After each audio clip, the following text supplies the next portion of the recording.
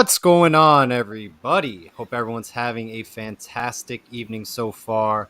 The Miami Hurricanes have defeated the Duke Blue Devils 47-10. It was a nice way to cap off this roller coaster ride of a season.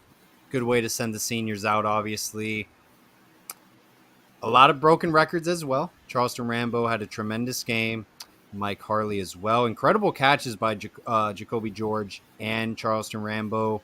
Ross, I mean, where do you want to begin? I can get going offensively. Tyler Van Dyke, another impressive performance. I think the future relies with Tyler Van Dyke offensively moving forward. He's our guy. There's no questions about that. And I think this is really a more attractive job knowing what you have offensively moving forward with all the weapons and an outstanding quarterback where some say he can be the best overall prospect next year. Ross, where do you want to jump into this game? Well, I'll tell you what really stood out to me and what really made me happy when I went to go look at the final stats for this game is that our top two guys, Rambo and Harley, they were responsible for 21 receptions today. We were feeding those guys, and they were being productive because of it. There's no reason to not go to the guys that you can trust in. I know Harley's had some issues here and there, but it's clear that we still trust him, especially as a possession receiver, littering him with short targets, trying to get yards after the catch. But, dude, I'm going to be happy anytime I see a game where Rambo and Harley combine for 21 catches. I bet we win most of those games. Yeah, no, outstanding. I just me being curious, what if Tyler Van Dyke started from game one and this was our offense the entire time? I think it would be a different record overall. Yeah. It's shown we definitely dropped the ball against Florida State, but moving forward, there were a lot of close games, and I think the record would have been a lot different with this kind of offense revolving around Tyler Van Dyke. Understandably, I mean, D'Eriq King was your leader last year. I think he wasn't ready against Alabama. I think that was shown, and he got re-injured. I believe it was his shoulder he injured against Alabama. Could be wrong on that. But, as we saw, he played well against Alabama, and then late in the second half wasn't the same. Then Michigan State game, he took a couple big hits, stayed in the game. But it is what it is. The regular season record is 7-5. I don't think that's enough to keep Manny Diaz's job. But let's just chime in quickly on the game, Ross. What are some things that stood out to you defensively? Well, defensively, we're in the right place at the right time fairly often. We did some decent tackling. We actually used a little bit of speed on defense, which was nice to see. It came down to the fact that we're bigger, stronger, and faster than Duke. I agree. But thankfully, we actually impose that will on them because we don't always do that. Just because we're bigger, faster, stronger, we don't always impose our will. We actually imposed our will, and that made a big difference today. Yeah, no, I completely agree. I think Miami was a much more physical, faster team than Duke, as it should be. Running the football, I don't know if you saw this, but Cody Brown, I mean, he was really bulldozing some tacklers left and right when carrying the football. I believe he had 7 carries for 35 rushing yards. Thad Franklin as well had a very nice game. Those two big body running backs were really running the ball very nice against Duke. I think that's kind of, the matchup that we had today. Miami was a much better team. Their record does not really show who they are, and Duke was probably one of the worst defensive teams in the country. Yeah. That Duke defense is bad. I knew it was bad, but I didn't quite realize it was that bad.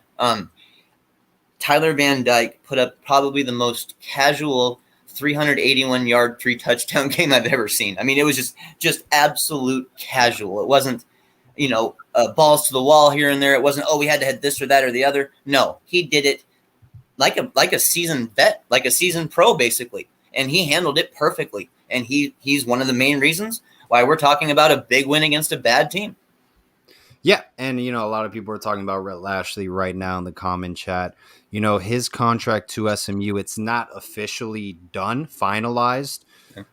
Anything could happen, but, it does seem all indications Footballville Nation did break the news that Rhett Lashley was going to be the next SMU head coach.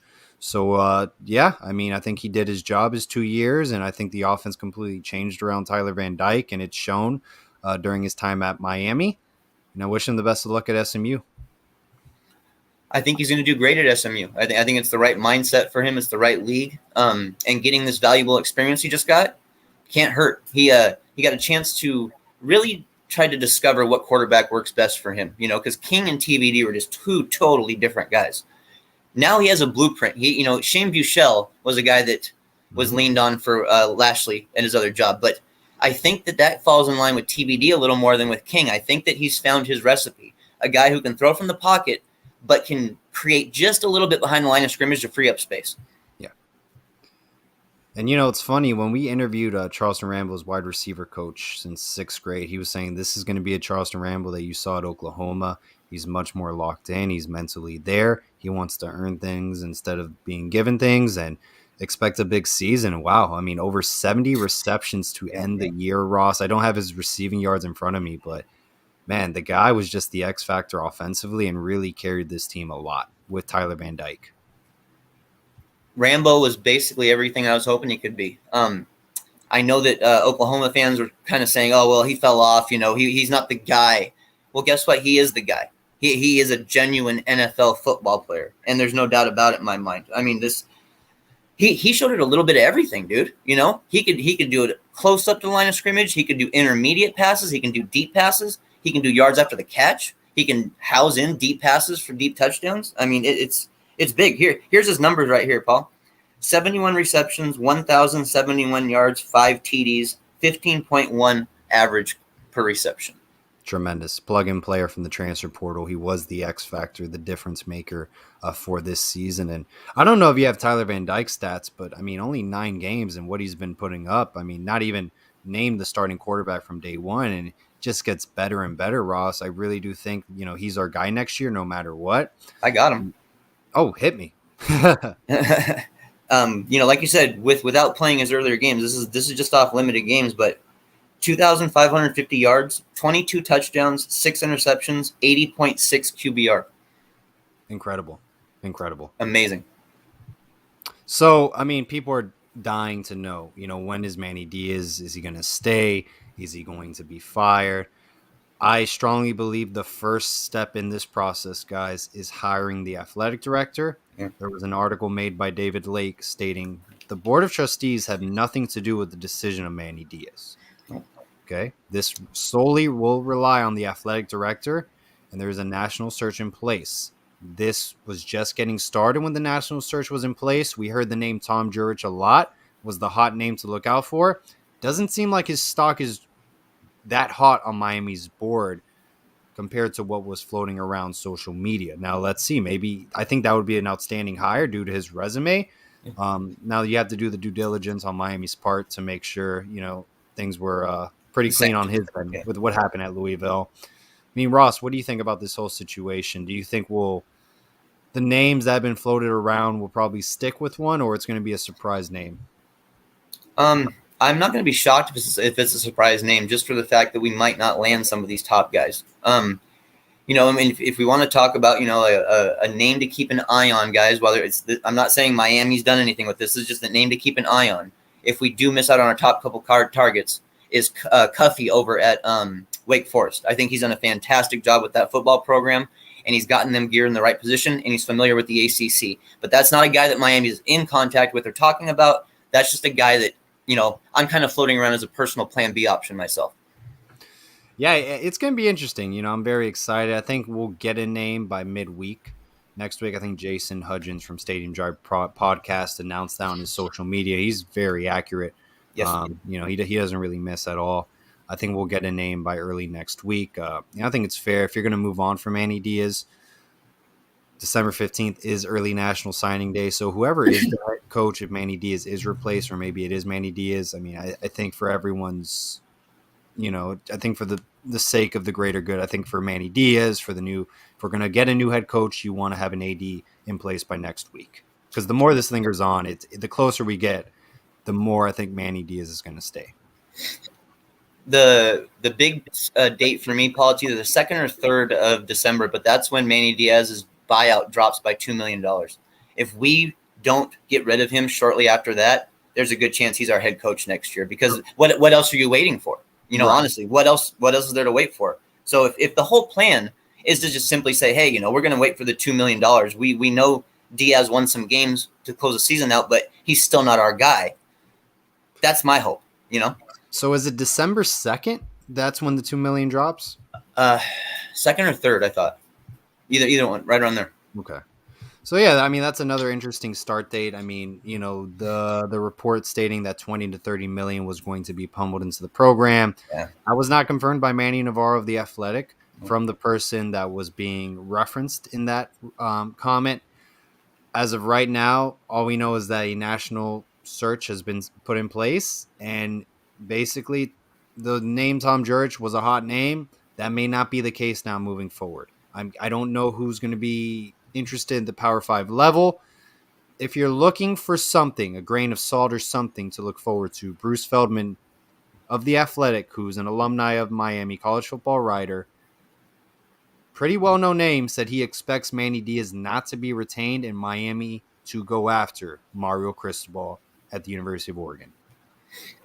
Do you think that would fall in line then if we truly decided to go that route, that we would want to move Alonzo Highsmith to our AD position or football operations? I think to get Mario Cristobal, in order to get that bridge, there needs to be you have the home field, right? Coming back to Miami, I think it'll be nice to have that bridge of someone he is familiar with that is associated with the University of Miami football program. And Alonzo Highsmith may not get the AD job, but may be overseeing the football program to the point where they wanted Ed Reed, not to Ed Reed's title. Because Ed Reed, I mean, he's not evaluating players. He's not doing the scouting. I think Brandon Merriweather on our weekly show said it best. He's just there. He's saving face. He's a face. He's a figurehead, unfortunately. We could be using him for more. We just haven't done it. And I'll tell you what, we could have been using him more on the recruiting trail. We're using him as a face in recruiting. But we just didn't handle it right, guys. I mean, one of the big things for me with making this change coming up is how far behind we are in recruiting right now. It's so much worse than the average fan even realizes, honestly. Now, you can change that quick. You can make the right hire and change it. But, dude, whoever comes in next is going to have to repair some relationships and build some new ones. And, there was an article by Barry Jackson, and Gary Furman touched up on this in his video as well, that there was a booster at the University of Miami who owns, I believe, an MMA gym, UFC of some type, actually is a part of the NIL bill and did a deal with the University of Miami, a football team, that wanted to fund Alonzo Highsmith's salary as chief of staff, chief of operations, overseeing the football program, and Blake James wanted nothing to do with it. No. Alpha male. Blake James can't be with alpha males, dude. He knows the guys will run him over. I'm trying to remember this too, who said this. God, I hate saying something without referencing someone where I got it from, but Blake James is a buyout. They asked Blake James to get Manny Diaz's buyout ready when they lost to Florida State, and he said no. I forgot who said that statement. I hate it, but the Blake James thing, he's gone.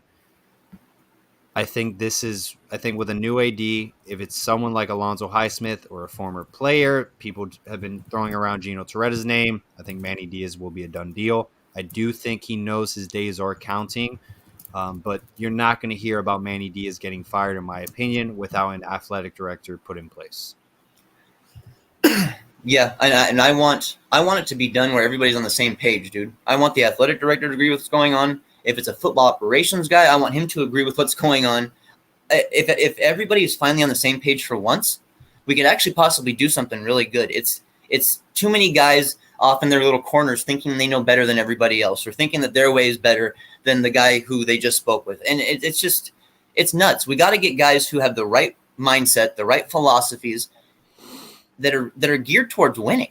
I mean, not just flash and pizzazz and stuff. We experienced that with the dumbass turnover chains and all that stuff. Bury those damn chains.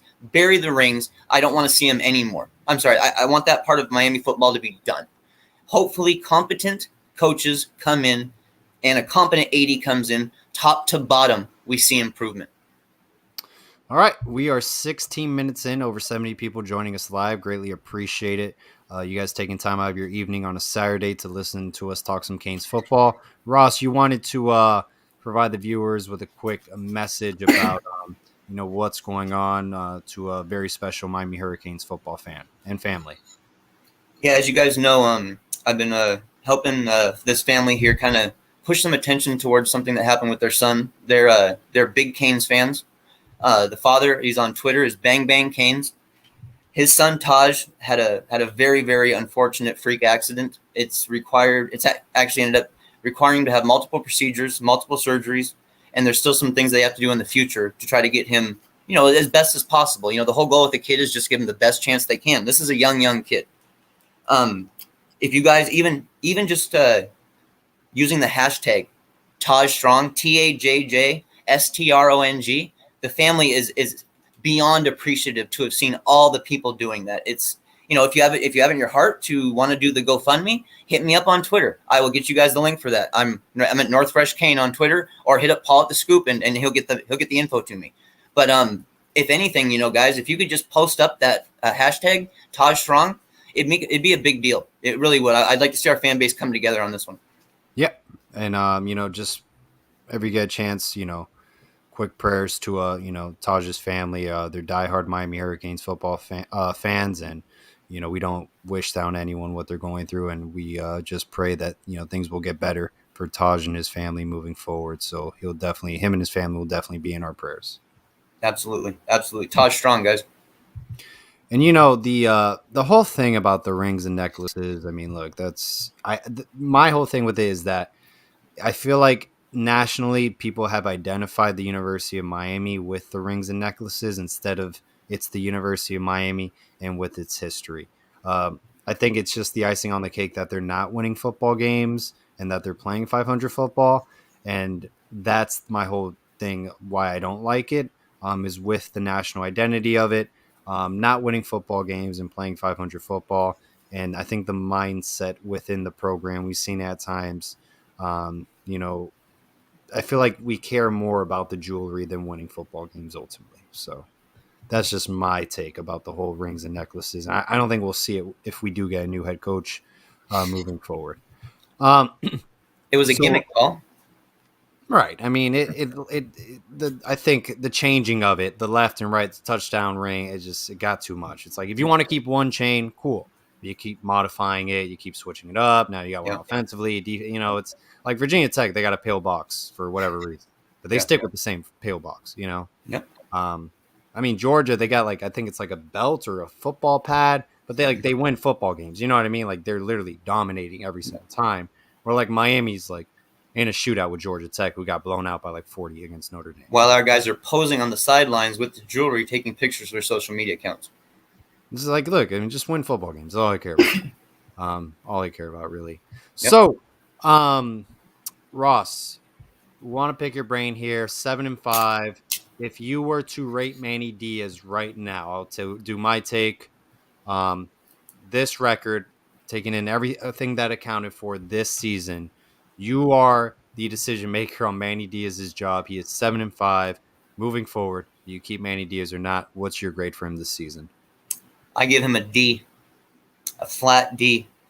The talent he had coming in, mixed with the talent, the veteran talent or the upper class talent mixed with the youth, should have been almost a perfect recipe to move forward with. But what we saw was the same old problems, the same Manny Diaz, the same tired-ass play calling, the same approaches, same philosophies.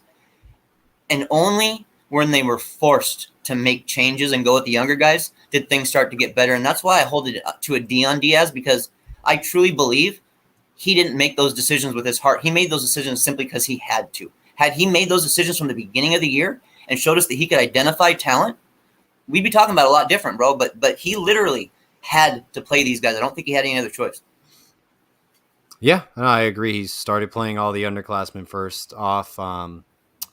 He started playing all the underclassmen when, ultimately the fan base was getting louder. His seat was getting hotter.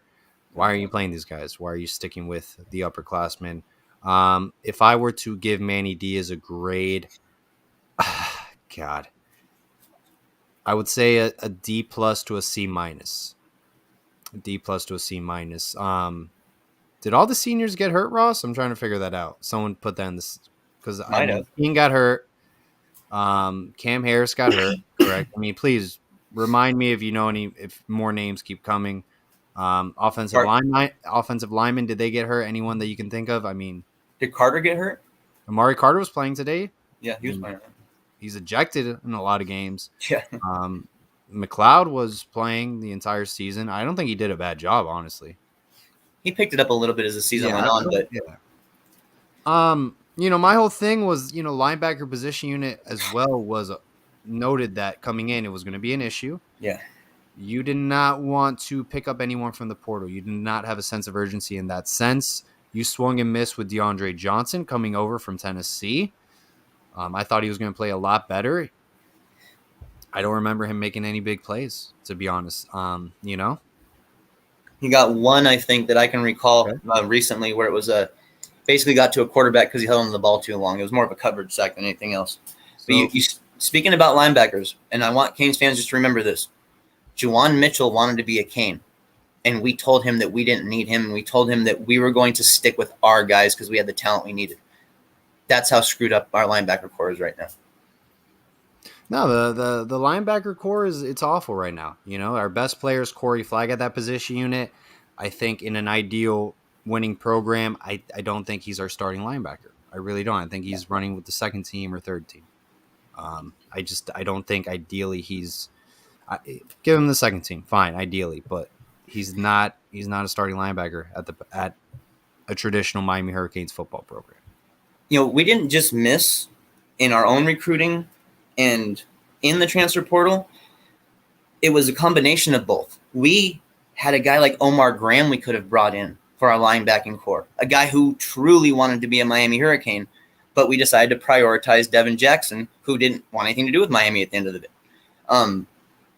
Just very poor choices made for our linebacker core, and I'm really excited to see what kind of changes we might make, because if that linebacker core actually gets fixed, guys, and we got the talent surrounding them like we do, the defense could be pretty solid. So this is the perspective I don't understand. This is just me, and why beginning of the season this was a veteran presence team with 19 returning players or starters. I could be wrong. I think it was 19 returning starters or something of 19 returning. Now we're doing youth movement. Why is that we went from veteran presence team going into the ACC, now it's youth movement? I'm trying to understand that. I want people in the comment chat to help me with that. We came in early in the season, veteran presence team. Now it's youth movement. I don't understand that. I think we were forced. It was all forced. I mean, the guys that were our veterans and upper class guys proved to not be guys that we could depend on.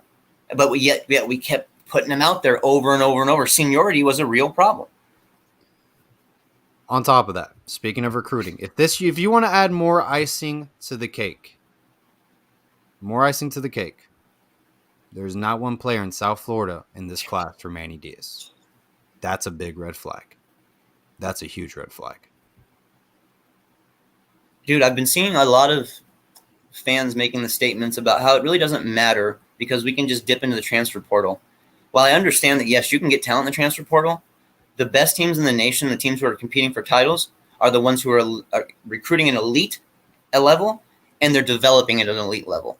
The portal should be for just picking and choosing spots that you have or any needs that you want for your team that you don't currently have, but not building your team around it. Mel Tucker, he's the outlier on this. I don't want people to think just because Mel Tucker did it, it can work for anybody.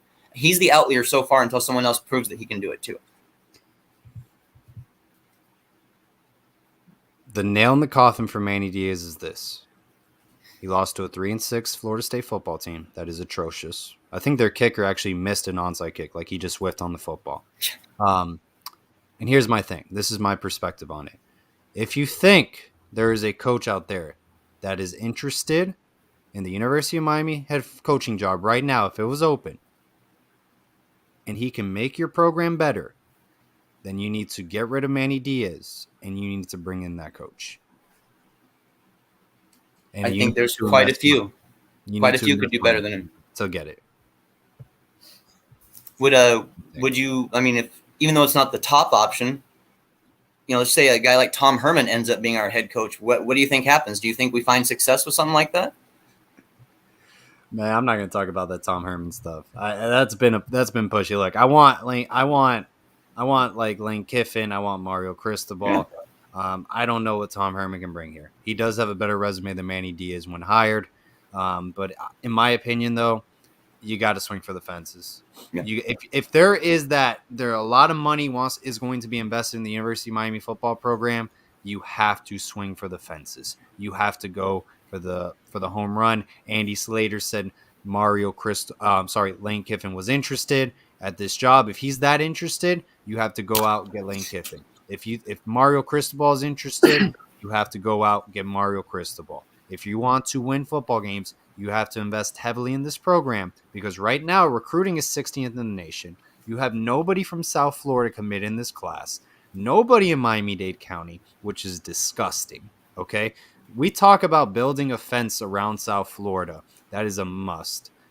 That's not even remotely even close to happening under Manny Diaz. You can't lose to your in-state rival when they're literally 3-6. You can't do that to Florida State, who, by the way, has a much better recruiting class than you do. And the recruits that you said were not a take in your class, they're grabbing and they're going to Florida State. And I don't know what's going to happen with Wesley Besant, but I just have a feeling I think other programs have an edge over Miami. Yeah. My comment about Herman was not that I was having him as one of my top choices. It was a plan B thing because here's the thing, Paul, is that I have Lane Kiffin and Mario as, of course, my 1A and 1B. But there's a reality that we might not land our top choices, and we need to be understanding of that and have a plan B option that's a good plan B option. Something's weird about the whole Tom Herman thing. Why did he go to an analyst role in the NFL? Why not be a coordinator in somewhere in college football? Did it have to do contractually, kind of like Shoop, where if he did that, he wouldn't get paid from the other school? I don't know. His record at Texas wasn't that bad. Like, no. Now there's something off though. I think there's some baggage with Tom Herman. Like during his time at Ohio State with the whole Zach Smith situation. Like there's like some baggage there, I think. The stuff that happened at Texas was really upsetting to the Texas brass because basically what Tom Herman did is he chose to support his players during a moment when the school is basically wanting something different to happen. And Herman jumped right to his players' back. And that's where he started to piss off the donors and started to, either you play by the good old boy rules at Texas or you get fired pretty quick. It's just the way it works. And he wasn't willing to just sell out his team. He rode with his teammates, and in the end, unfortunately, got him fired. Hey, I mean, look, I think if you strike out on Mario, you strike out on Lane, you see who your third option is. If Tom Herman is interested, I mean, I don't know. We'll see. I think there's multiple possible interesting third options. I guess Football Scoop, which is, I mean, I think it's good news for Miami, says Billy Napier was Florida's top guy. Yeah. I thought Billy Napier would have been a great hire for Miami as well. Seems like they want to go after him. I know a lot of people, like myself, thought maybe Lane Kiffin would go to Florida. LSU's open as well. Baylor just gave Dave Aranda an extension.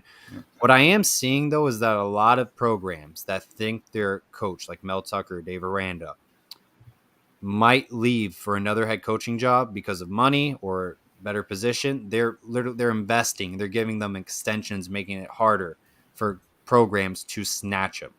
And I think if Miami wants to make a move on Lane, I would do it very quick before Ole Miss pummels money in his contract.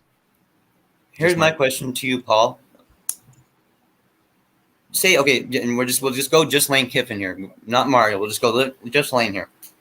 How many deals do you want his first contract to be at the University of Miami? For Lane Kiffin? Yeah.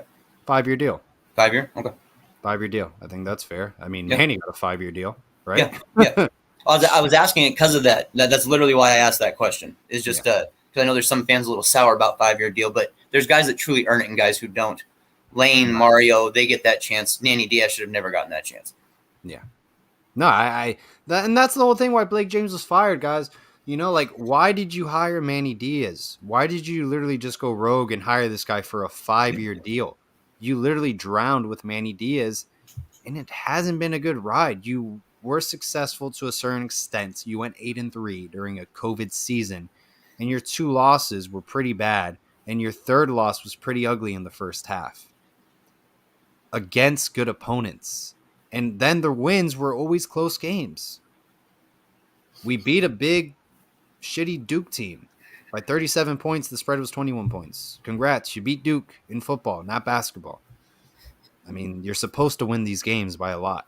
Tyler Van Dyke, if Manny Diaz is retained next season, he definitely saved Manny's job. And now Manny's got to pick an OC. Is he going to stay internally with Rob Likens? He has experience as an OC. He's already been a part of this offense. Rhett Lashley's going to SMU.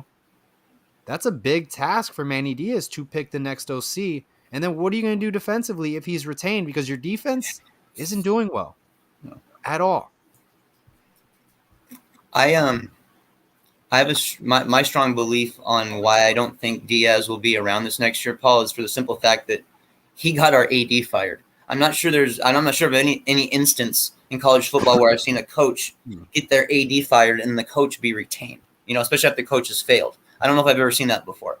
So when we made the call to remove Blake James at the highest level of our athletic department, that to me, that sent out a huge signal to everybody else below them that there's no way in hell what went on is acceptable and will no longer be acceptable. And I see no way in hell Manny Diaz is our head coach next year. If Manny's our head coach next year, I just think as a program, he's lost the alumni. I think it's shown. He's definitely lost the fan base, the heavy majority. I just don't think we have a pulse of energy. Recruiting's dead. Recruiting is dead. There's very small reasons as to why I want to see Manny Diaz next year.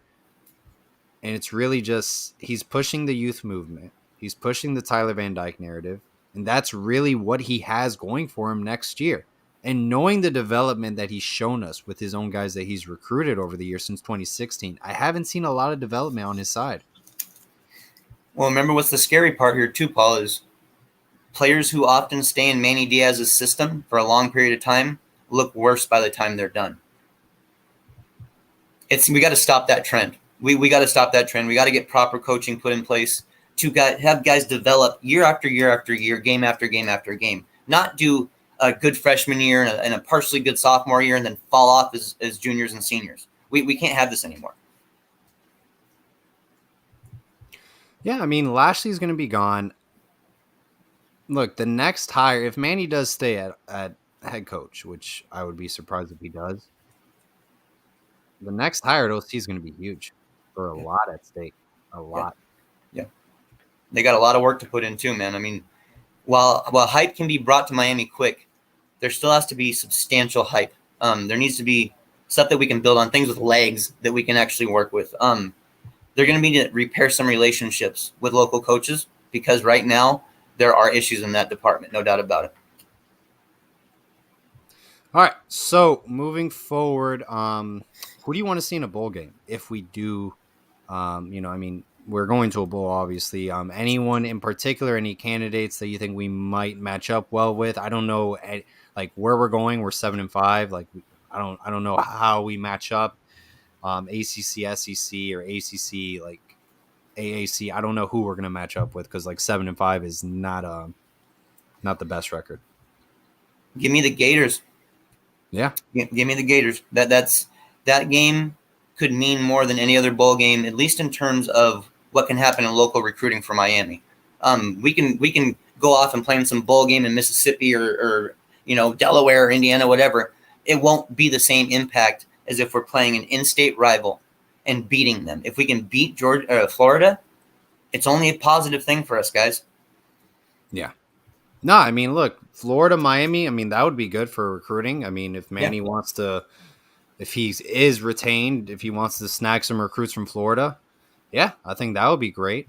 Yeah. So, I mean, I don't know how it, like, we can all be saying Miami, Florida, Miami this, Miami that. At the end of the day, the bowl committee, has to pick the matchup. Yeah. So, I mean, I don't know. I don't know how it works out. I really don't. I know it goes by like seeding and like what you're ranked in the ACC. But like, we'll see, man. We'll see what happens on that. It'll be a very interesting Miami, Florida matchup. I'll say that. From a viewing standpoint alone, I think that they'd be smart enough to sit back and go, hey, while these aren't two teams that won a lot this year, there's still two teams that will bring in good views and a good amount of fans. And there'll be a lot of people that tune in to watch it just for the simple fact it's Miami versus Florida. Wesley Shepard with a $5 donation, greatly appreciated. Joaquin said, "Dominate. When will we do it?" Hey, I'm all for it, man. I completely understand. I think there's a guy like Lane Kiffin or Mario Cristobal. I think they can enhance the Miami Hurricanes football program in recruiting specifically. They can be elite in South Florida. And I Yes. think with coaching and development as well. I Yes. think those two would be great hires. I just don't know how much Miami is willing to pay to land them. And I don't think if you're going to pay a coach 7 or 8 million, 6.5 million, I better see very good results, not just winning the ACC Cold Stone falling short. And remember, Paul, you're tossing that money out for your head coach. You also got to make sure he's got the right staff around him too, which is not cheap either. Correct. I think Lane would be cheaper than Mario. Yeah, he would. The thing with Lane, I think he'll leave after 2 years or 3. K999 Miami versus Florida in Tampa. Thank you very much for the $2 donation.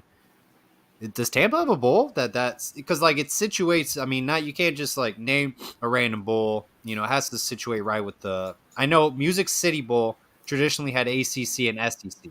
Yeah, That lined up for Miami and Florida. It would be there. yeah. I don't know if there's one in Tampa. I don't have that information in front of me. They've made so many different bowls lately in the last 5-6 years, dude, and lost other ones. It's hard to keep track of all of them. Outback Bowl. Do our records qualify for that? Because I feel like you need to have a better record than 7-5. I've always felt like the Outback Bowl was a good bowl game, like 9-3, 8-4. I could be wrong. I'm not the best at this bowl stuff. Well, let's see. In 2020, that game featured the number 10 ranked Minnesota Gophers against the number 14 ranked Auburn Tigers. Exactly. Like what the nothing. I'm not gonna get into it. No, we're not going to that bowl. That's all I can say. Gasparilla Bowl. I mean, that doesn't sound like a good bowl game. I think Miami would fall in that one. Yeah. I'm assuming. Haven't we lost? I swear we lost that bowl one year. I think that was the Louisiana Tech one. I don't care like about the bowl names. You know what I mean? Like I just like if you're not making the Orange Bowl. Is anyone proud of Manny Diaz? Anyone? If you're proud of him, you have the right to say it. Jay Miller, $5 donation. I still prefer Stoops. He's got 2 5 stars coming to Kentucky of all places. Greatly appreciate the $5 donation, Jay Miller. That could be a good third option if Miami swings and miss on Mario Cristobal, who I think if Manny is fired, that's who they will go with as their first priority. Then Lane, and I think Mark Stoops would be a great option.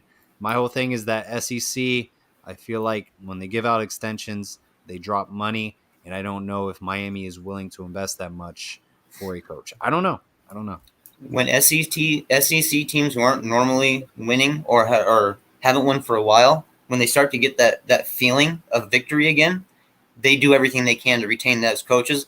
Kind of like what's going on with Pittman in Arkansas right now. I don't see how there's anybody that could get Pittman out of the grips of Arkansas because they know what they have and they know that he can bring them success finally. And it's been such a long time for them. They're just dying for success, dude. SEC teams are willing to spend the money that it takes as long as they get the right guys. So look, there's Chris Mitchell. He's proud of Diaz for his heart and what he's brought to the program. There's people that are proud. Yeah. It's fair, man. Everybody's got their choice. They're right. I think people just want direction in the program and the fan base. You hire an AD. Are we getting rid of Diaz or not? So they can just prepare for whatever comes next. Yeah. I think that's what a lot of people want.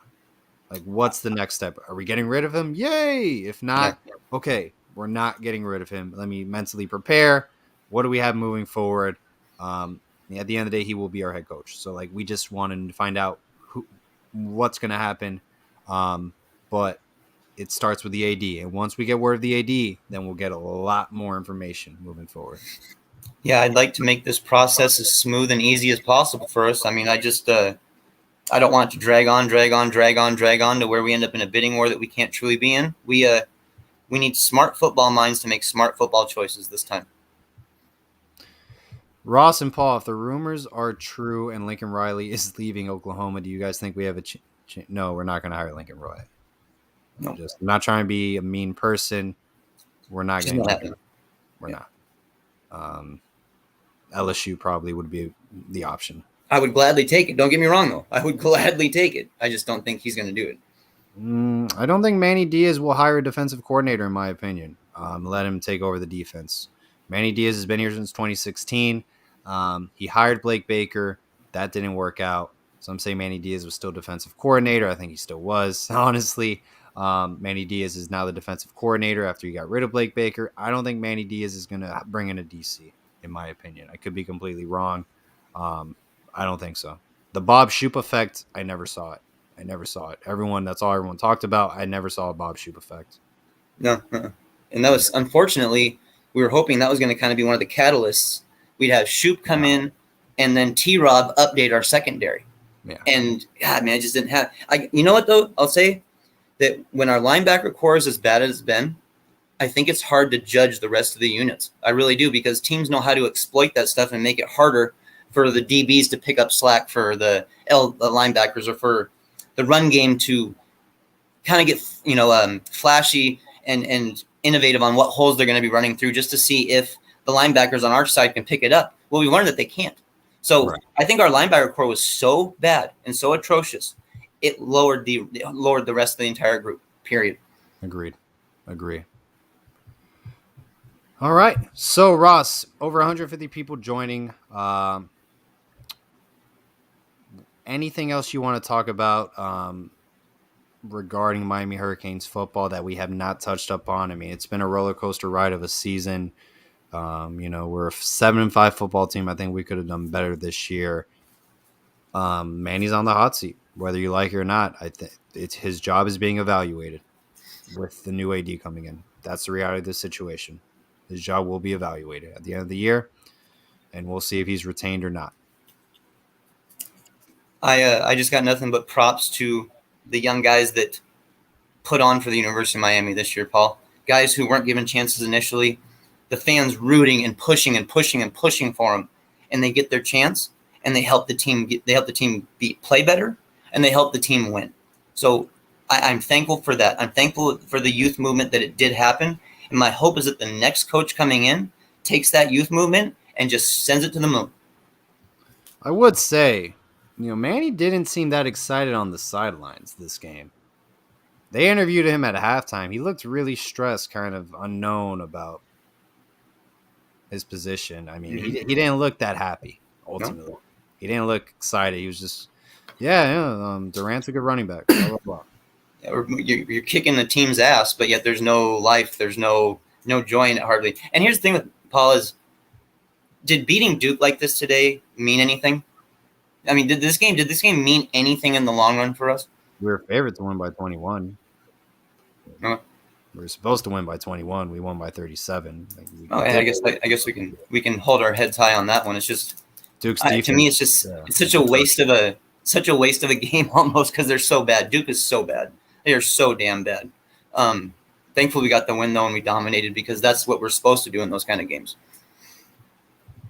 All right. I think people right now are kind of debating if he's staying or not. Manny? We'll find out, man. But it starts with the new AD. Once the new AD is hired, then we'll figure out about Manny. I don't think Manny gets told he's staying or fired from Jen Strawley. I don't think she has any decision over that. Like I said, I don't see any way a head coach can stay on after he got the AD fired. It just doesn't seem right to me. I've seen a happy Manny. The slip and slide against a 24th ranked UVA team, that was a happy Manny. That was happy Manny, yeah. That was a happy Manny. I've seen a happy Manny. Yeah. I remember when he first got here and he was doing Paradise Camp stuff, and he was all fired up telling recruits to come to Miami if they want to win championships and titles. A happy Manny. Yeah. Yeah. We've seen it.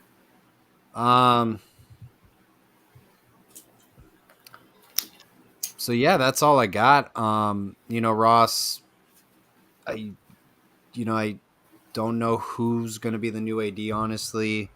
I don't, honestly, with the whole national search thing, I think the Tom Jurich name did die down. I think it would be a decent hire. He was named like AD of the year at one point. Yep, 2007. But honestly, I wouldn't be surprised if you see like an Alonzo Highsmith, Gino Toretta name pop up too. I don't think that would be surprising. I won't be mad at that. So that wouldn't bother me one bit. If we're going to take a chance on guys, I'd be more than willing to take chances on those two kind of guys. Yeah.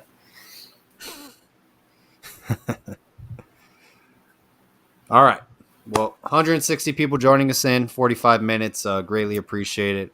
Hopefully we will get more news next week about the status of University of Miami football program with an athletic director and the status of Manny, if he stays or not. Whatever happens to Manny Diaz, best of luck if he's the head coach at Miami.